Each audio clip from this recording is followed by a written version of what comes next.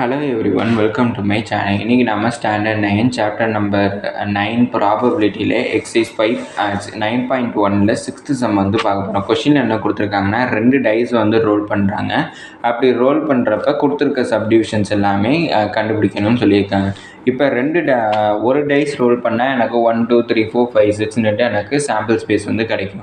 அதுவே 2 டைஸ் வந்து ரோல் பண்ணுறப்ப எனக்கு என்ன சாம்பிள் ஸ்பேஸ் வந்து கிடைக்குங்கிறத பார்க்கணும். ஃபஸ்ட்டு நான் எஸ் வந்தது கண்டுபிடிக்கணும். ஃபஸ்ட்டு எனக்கு டைஸ் வந்து ரோல் பண்ணுறேன். டைஸ் வந்து ரோல் பண்ணுறப்ப எனக்கு மொதல் டைஸ்லேயும் 1 வரலாம், ரெண்டாவது டைஸ்லேயும் 1 வரலாம். அடுத்து மொதல் டைஸில் 1, ரெண்டாவது டைஸில் 2, இதை மாதிரி நான் போட்டுகிட்டே போகணும். 1,3 1,4 1,5 1,6. அதுவே மொதல் டைஸில் 2 வந்து ரெண்டாவது டைஸில் 1, இதை மாதிரியும் வரலாம். 2,2 2,3 2,4 2,5 2,6.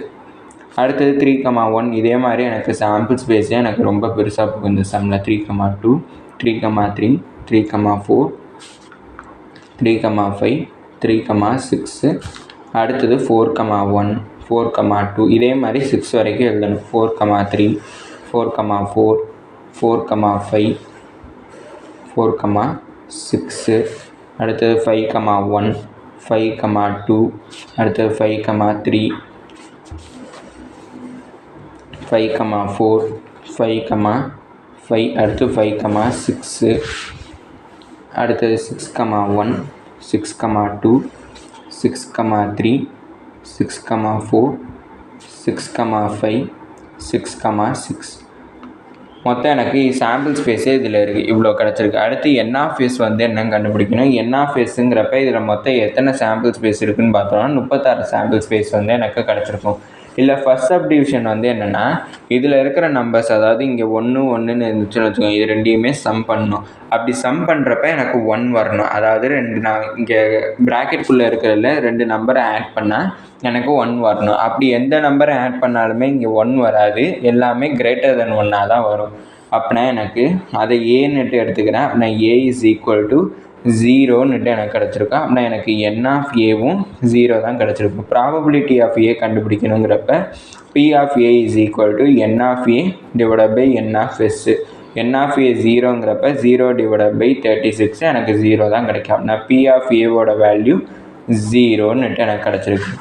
அடுத்தது செகண்ட் சப்டிவிஷன் ஈக்குவல் டு 14. 2 இதை சம் பண்ணுறப்ப 4 வருதாங்கிறத நம்ம பார்க்கணும். அப்படின்னா எனக்கு எந்தெந்த நம்பரை சம் பண்ணுறப்ப எனக்கு 4 வரும்னா 1ஐயும் 3ஐயும் சம் பண்ணால் எனக்கு 4 வரும். அடுத்து 2ஐயும் சம் பண்ணால் எனக்கு 4 வரும்.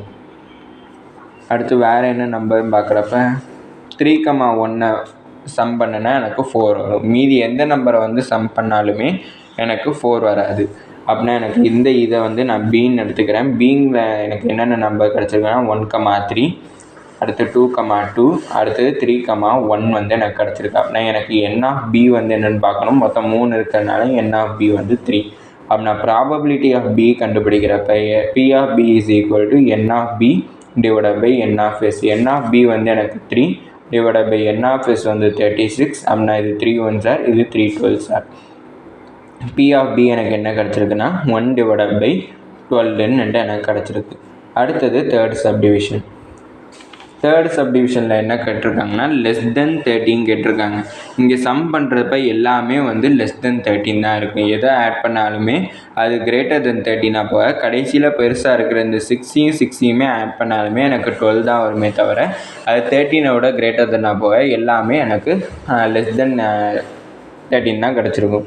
அப்படின்னா எனக்கு சி வந்து எனக்கு என்னென்னா இதே தான் திருப்பி எழுதுகிற மாதிரி இருக்கா, அதை எழுதணும்னு அவசியம் இல்லை. N of C is equal to 36ன்னு எழுதிக்கிறேன். இதோட ப்ராபபிலிட்டி கண்டுபிடிக்கணுங்கிறப்ப P of C is equal to N of C divide by N of S.